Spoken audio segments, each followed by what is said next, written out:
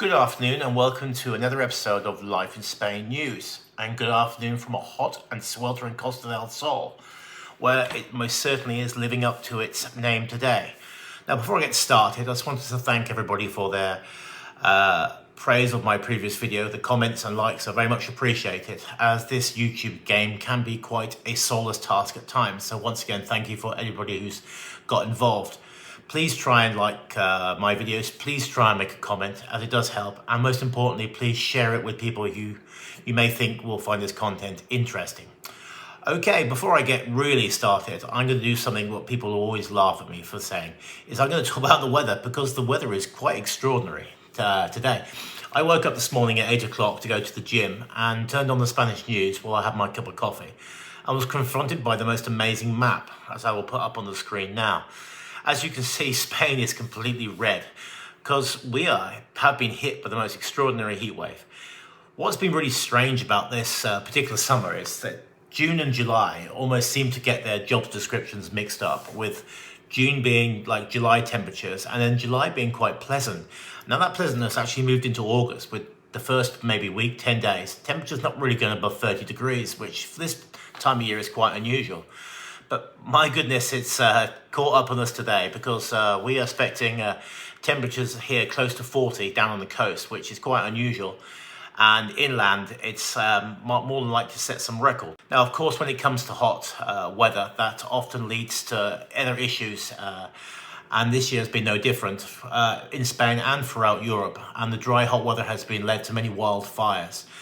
In fact, the news itself this morning was dominated by those very stories, from fires breaking out from the north of Spain to the south. So let's just hope everybody can remain safe, not too much property is damaged, and that those in charge can get the situation under control. Okay, now, last time I made the video, I did joke about sharks on the Costa del Sol. And then, sure enough, what do I stumble across the day after I do that video? A shark on the Costa del Sol. Now, before you all jump out of the water and start panicking, this footage, which you can see now, is quite an enormous beast and was caught off the coast of Marbella. Now, the eagle-eyed amongst you, or those educated on sharks, will have noticed already this shark is a basking shark. So as vast and big as it is completely harmless to humans. This isn't always the case with sharks, as we all know, and especially me, who's from the Jaws generation. But there has been a few more incidents here of late, maybe due to global warming and the waters warming up, because shark sightings and things like that are actually on the increase. Now, of course, this can also be the case of people having camera phones and the modern trend of filming stuff. But this only recently we actually had a shark attack off the Canary Islands, where a paddleboarder was actually quite badly hurt. Luckily, they survived, but there was a nasty bite on their leg, which I think none of us would like to go through.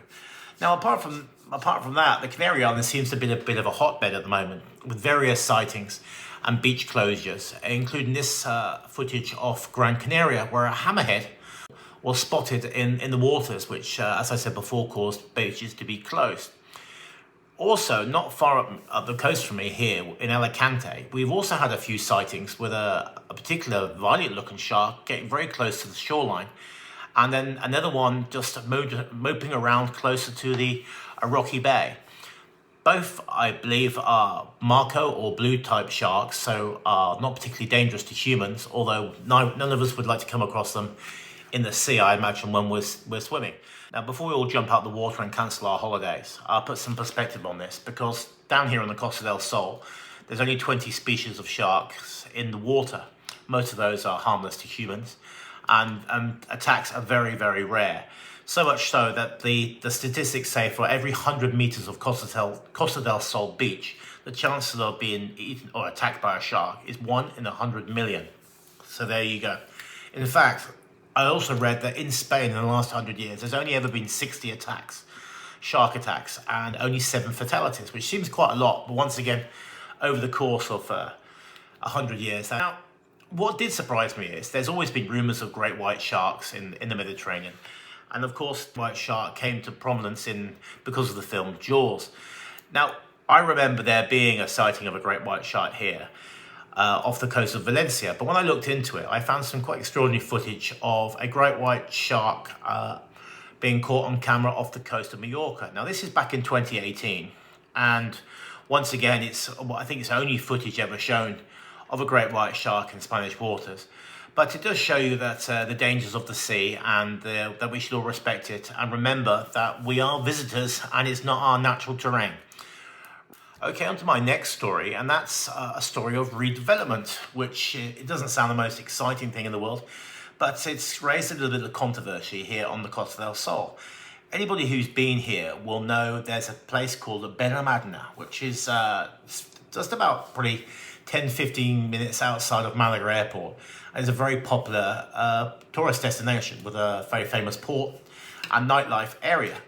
Now, if you go north of Benalmádena, there's what they call Benalmádena Pueblo. Now, this is a smaller, more of a small Spanish kind of style village with lots of bars and beautiful white houses.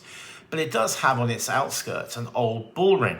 Now, this bull ring, though looks old, was actually only built in 1968 and has been disused and not has any bullfighting in it since 2010 because it was condemned as dangerous.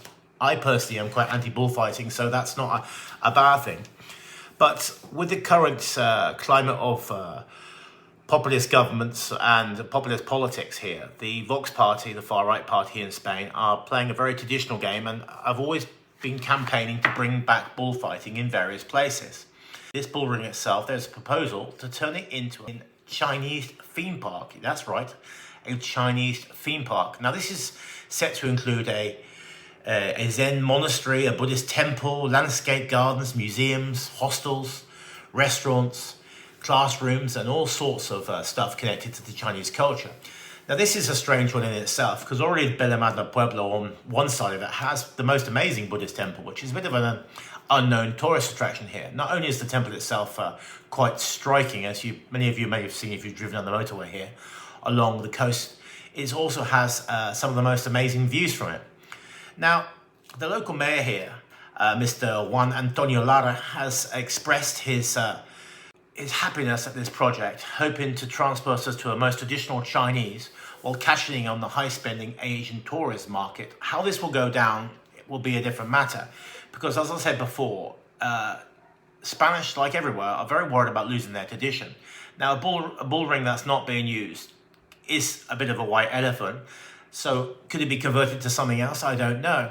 Now, this actual bull ring itself, I'm quite well aware of it. The reason I'm well aware of it is because of an English bullfighter, Mr. Frank Evans. Now, when I came here, I was quite surprised to read about this gentleman who was known as El Inglés, because he is one of the only English bullfighters in the world, and he used to perform a lot out of this very bull ring.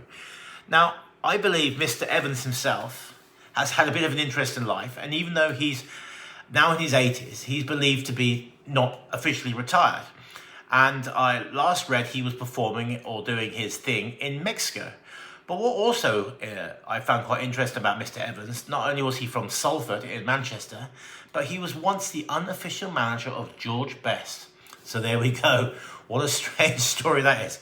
So we'll see what happens with that particular project, and hopefully some sort of common sense will prevail. But any sort of project here that can bring jobs and bring more prosperity to the area is always welcome. Finally, I came across the quite strange story this morning, which I thought I'd just include at the end of this video because it is a little bit bizarre, a little bit quirky.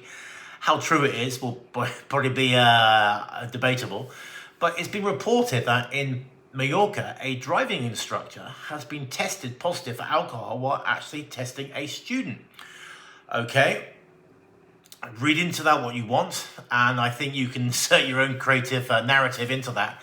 But it did make me laugh when I read that this morning. So, of course, it is a serious subject. Anybody testing positive for drink driving while testing someone is just bizarre.